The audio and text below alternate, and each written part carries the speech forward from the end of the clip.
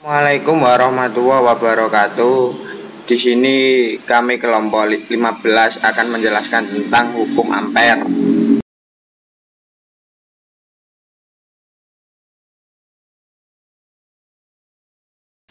Di sini saya akan menjelaskan sedikit tentang penemuan dan sejarah hukum ampere. 1. Penemu hukum ampere bernama Andrew Marie Ampere yang lahir pada tahun 1755 di kota Lyon, Perancis dan meninggal pada tanggal 19 Juni 1836. 2. Hukum ampere berbunyi integral garis induksi magnetik B melalui lintasan tertutup sama dengan kali jumlah yang terlingkupi oleh lintasan tersebut.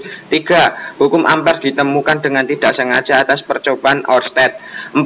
Percobaan Oersted yaitu dengan melilitkan paku besi dengan sebuah kawat tembaga. Ternyata paku tersebut menjadi bersifat magnet. 5. Magnet yang dibuat dengan mengalirkan arus listrik melalui lilitan kawat disebut sebagai magnet listrik atau elektromagnet.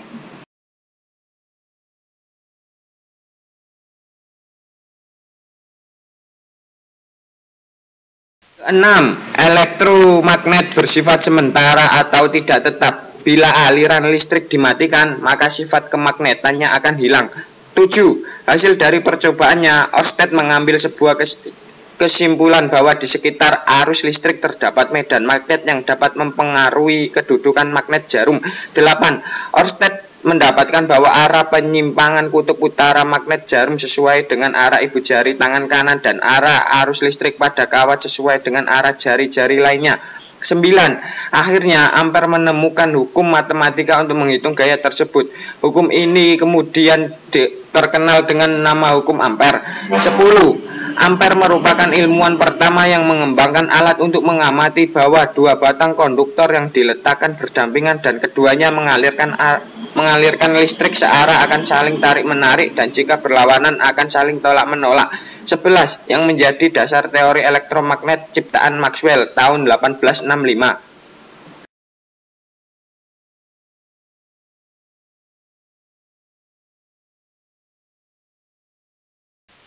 Aplikasi hukum ampere. 1. Kawat lurus panjang. Adapun langkah standar yang harus dilakukan adalah pilih lintasan tertutup sedemikian rupa sehingga kuat medan magnet di berbagai titik lintasan konstan.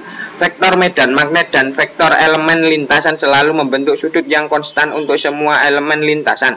Kedua, solenoida merupakan induktor yang terdiri dari gulungan kawat berbahan konduktor disusun membentuk koil dan dialiri arus listrik yang di dalamnya dimasukkan sebuah batang besi berbentuk silinder dengan tujuan memperkuat medan magnet yang dihasilkan sebuah kumparan kawat yang terdiri dari beberapa lilitan.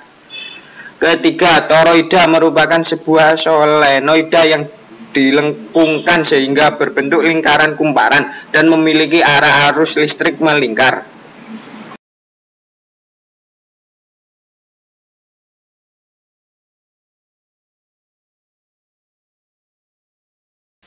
Hukum ampere dalam kehidupan. 1. Bel listrik terdiri atas dua elektromagnet dengan setiap solenoida dililitkan pada arah yang berlawanan. Apabila saklar ditekan, arus listrik akan mengalir melalui solenoid. Besi akan menjadi magnet dan menarik kepingan besi lentur dan pengetuk akan memukul bel. 2. Relay berfungsi sebagai saklar untuk menghubungkan atau memutuskan arus listrik yang besar pada rangkaian lain dengan menggunakan arus listrik yang kecil. 3. Speaker. Proses speaker koil bergerak dan kembali ke posisi semula sebagai berikut. Elektromagnet diposisikan pada suatu bidang magnet yang konstan yang diciptakan oleh sebuah magnet permanen.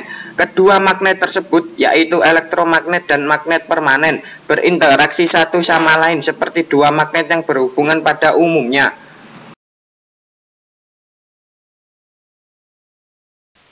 Kesimpulan, hukum ampere hanya dapat digunakan untuk lintasan tertutup dan terdapat kesimetrian di dalamnya. 2. Bunyi hukum ampere. Integral garis induksi magnetik B melalui lintasan tertutup sama dengan kali jumlah yang terlingkupi oleh lintasan tersebut. 3. Kuat medan magnetik B adalah bergantung pada muatan atau muatan yang bergerak semata dan tidak bergantung pada mediumnya. 4. Hukum ampere dapat diaplikasikan pada A. Kawat panjang lurus atau berarus listrik. B. Solenoida. C. Toroida.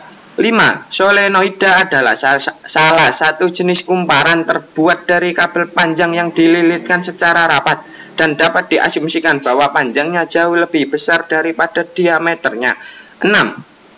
Toroida adalah solenoid yang dilengkungkan sehingga berbentuk lingkaran kumparan. 7. Penerapan hukum Ampere dalam kehidupan sehari-hari dapat dimanfaatkan seperti bel listrik, relay, speaker, dan lain-lain sebagainya. Demikian dari kami kelompok 15.